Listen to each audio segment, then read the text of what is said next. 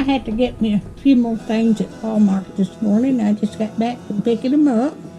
I needed some more paper towels, and I needed some index cards. And I got me some checkered, red and white checkered fabric. I needed some more instant coffee and some more creamer. And I've been wanting some liver and onions, so I got me a pack of beef liver. And I love oyster soup, so I got me 2 cans of oyster soup.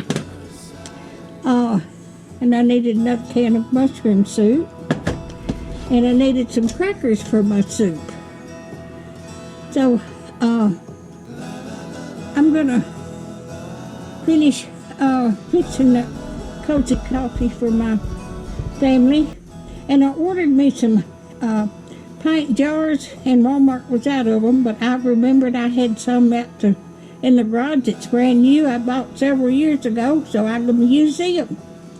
If you like my videos, just like, share, and subscribe, and hit that little bell when you want to be notified when I got another video coming out. And thank y'all so much for watching, and y'all have a wonderful week.